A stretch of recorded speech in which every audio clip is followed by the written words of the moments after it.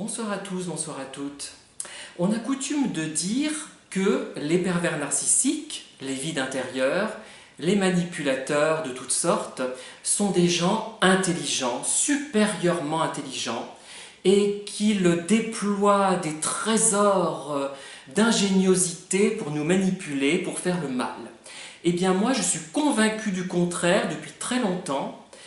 Et les diplômes obtenus par ces gens, les concours qu'ils ont réussis, ne prouvent absolument rien.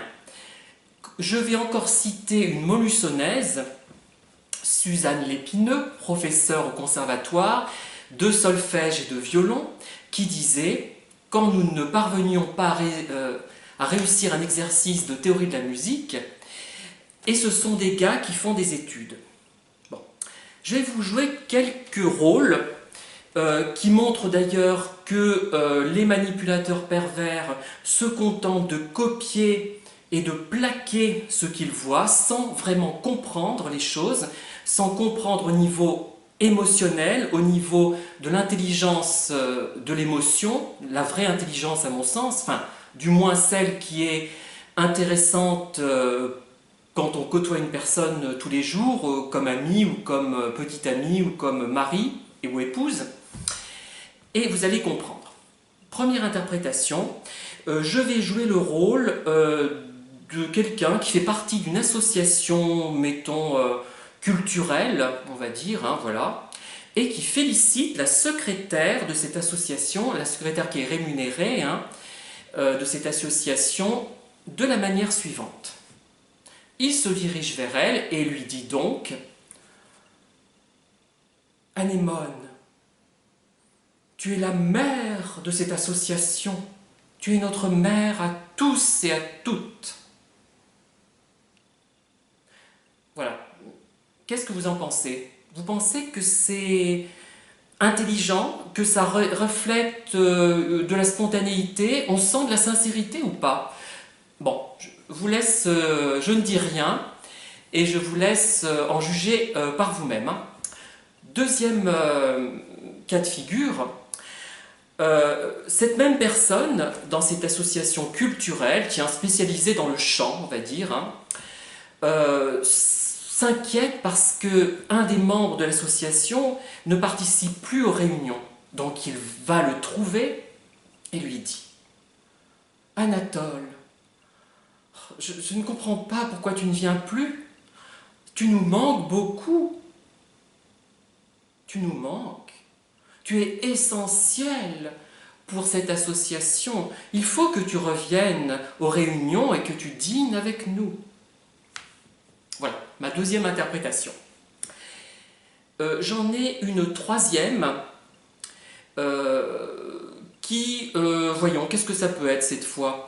Alors, c'est une personne de la même association qui démontre à une autre personne que finalement, les sentiments, on n'a pas le droit de les avoir quand on a la quarantaine, ou même la cinquantaine, et a fortiori à la cinquantaine.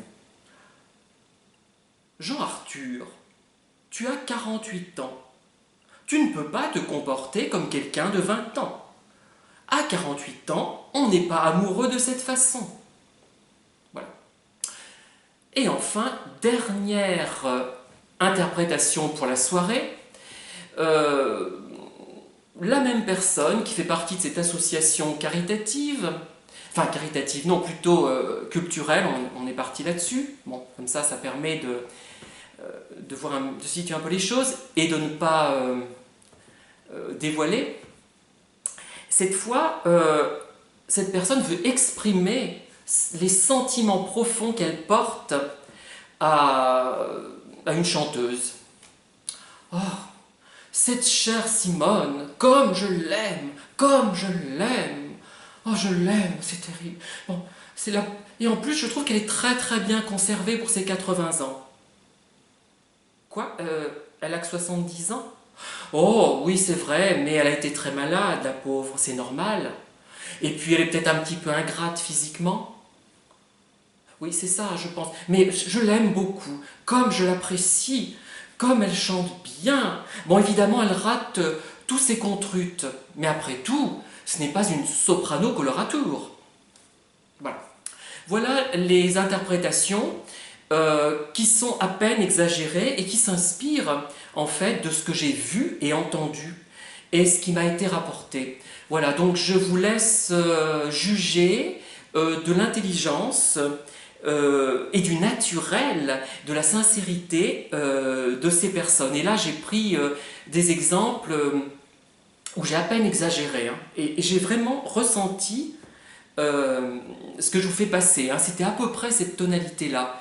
Je crois que je n'arrive même pas à reproduire la fausseté de ces personnages. Voilà. Voilà, donc j'espère que ça vous aura un petit peu amusé et fait réfléchir.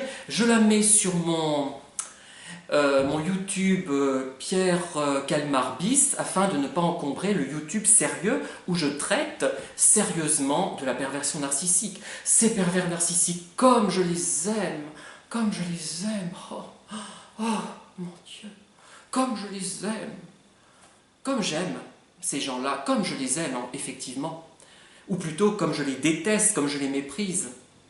Mais là, c'était une mise en scène, hein, vous l'aurez compris. Voilà, merci et à bientôt. Bonne soirée, au revoir.